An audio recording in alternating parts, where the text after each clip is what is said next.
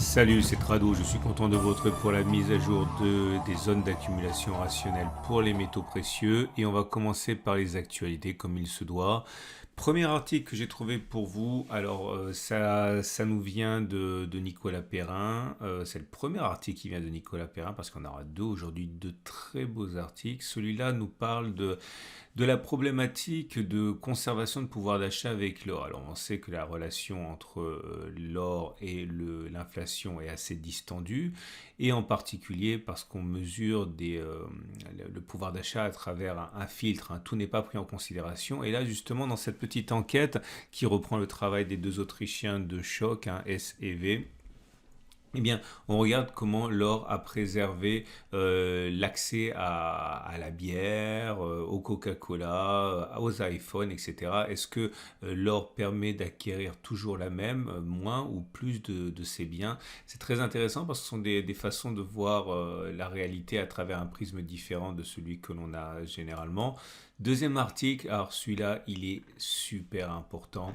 Alors, je vous cacherai pas qu'il est technique, hein. Si vous êtes allergique à l'économie, c'est pas pour vous. Mais si vous vous intéressez à ça, vous avez un très bel article, donc encore de Nicolas Perrin, sur le drame qui est en train de se jouer actuellement, la relation entre le crash obligataire, hein, qu'il y a avec la hausse des taux d'intérêt, ce qui se passe au niveau de l'Angleterre et de la livre, hein, et notamment l'aveu d'impuissance de la Banque centrale anglaise qui est obligée de reprendre sa politique monétaire inflationniste. Bref, c'est le premier domino qui est tombé. Et l'or est intimement lié à ce qui va se passer maintenant. Bref, c'est compliqué, je vous cacherai pas, mais c'est tellement intéressant. Et notamment, on voit comment le portefeuille le plus connu du monde, le 60-40, hein, c'est-à-dire 60% en actions, 40% en obligations, est en train de faire sa plus mauvaise année, enfin sa deuxième plus mauvaise année depuis 1930. Bref, vraiment, vraiment des choses très intéressantes à découvrir dans cet article. Vous trouverez les liens juste en dessous de la vidéo.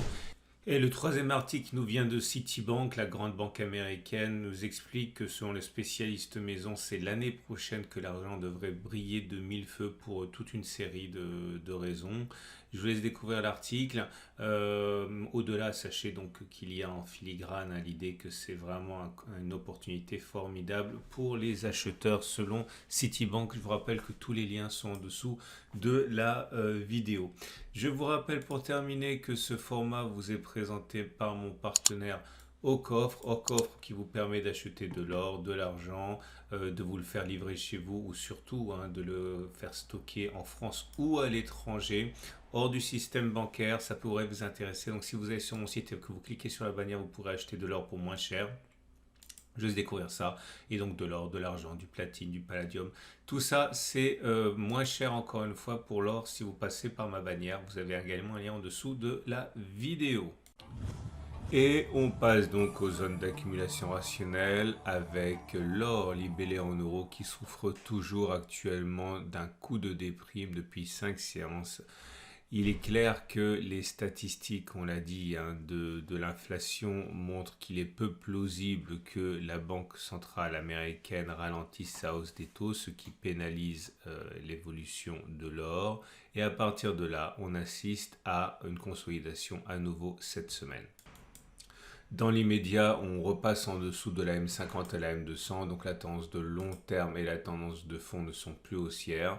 La bonne nouvelle, c'est qu'on est toujours encore sur la zone d'accumulation rationnelle, les 1754-1680. Alors il est toujours possible qu'on enfonce cette zone, hein. On l'a déjà fait il y a le mois dernier et également avant.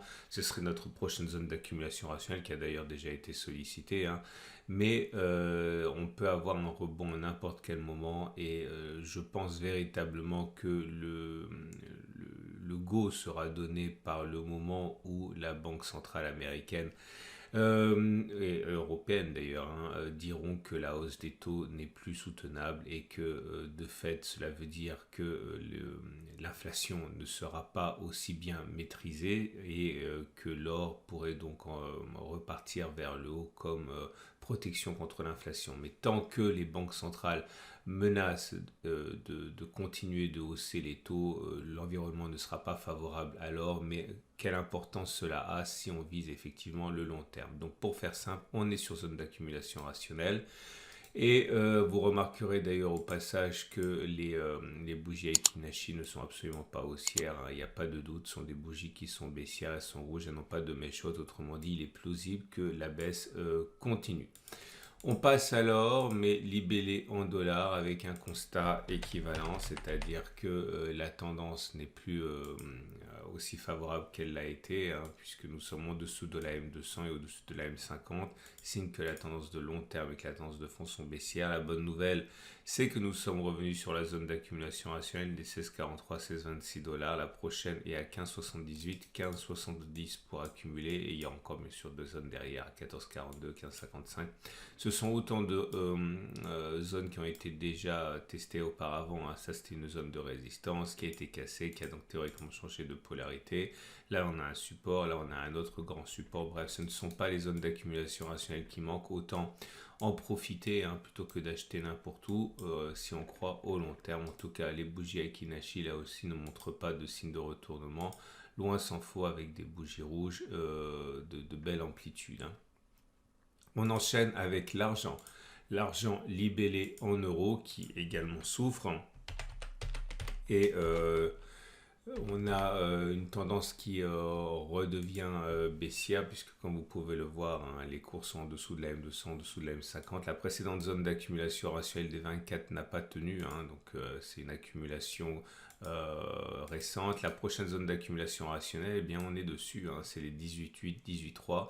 C'est une zone qui a déjà été sollicitée. On a déjà sollicité également la zone d'accumulation rationnelle précédente à 17,9, 16,8. Aucune raison de penser que l'on n'ira pas encore une fois la voir. À vous de décider si vous voulez encore accumuler sur ces niveaux ou si vous voulez tenter votre chance plus bas. En tout cas, nous sommes sur zone d'accumulation rationnelle. Et on a également, hein, des bougies Aiki-Nashi qui ne laissent pas augurer a priori de répit, avec des bougies rouges sans mèche haute. Autrement dit, il est plus plausible que l'on continue de baisser plutôt que l'on ait fait les plus bas à partir de maintenant. Et c'est la même chose pour l'argent, mais libellé en dollars, qui souffre, hein, de l'évolution des taux, hein. On avait une zone d'accumulation ici à 29,19,8, elle n'a pas tenu. Elle a tenu une fois, mais pas deux. Et nous sommes revenus sur la zone d'accumulation rationnelle des 18,4, 17 dollars pour nos amis américains. La tendance de long terme est baissière, la tendance de fond est baissière, et les bougies Aiki-Nashi ne laissent pas entrevoir de retournement. Ce sont des bougies qui sont rouges sans mèche haute. Autrement dit, la continuation de la baisse est plausible. On va passer au platinoïde. Et voilà le palladium libellé en euros, avec encore une zone d'accumulation rationnelle. Ici, un support qui n'a pas tenu, hein, les 2080-2100. Il a été préservé 2-3 fois avant de finalement lâcher. On a du mal à considérer que le retour sur les 86-71, ici 19,86, n'aura pas lieu. C'est notre prochaine zone d'accumulation rationnelle.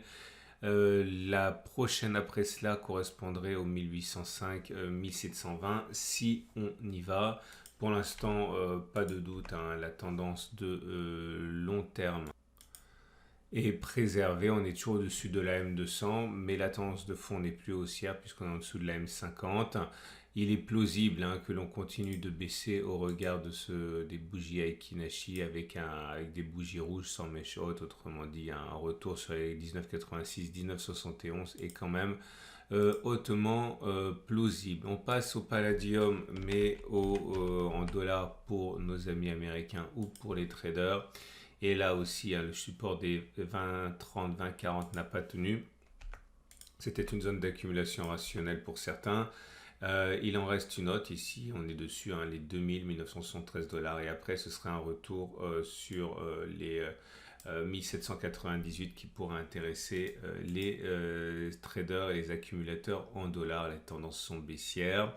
Et on termine avec le palladium, mais libellé le platine, pardon, le platine libellé en euros, qui est moins réactif, comme on peut le voir, hein. On est toujours entre deux eaux ici. On n'est pas sur zone d'accumulation rationnelle, on a eu du mal à passer les 950. La prochaine zone d'accumulation rationnelle, c'est 870, 880.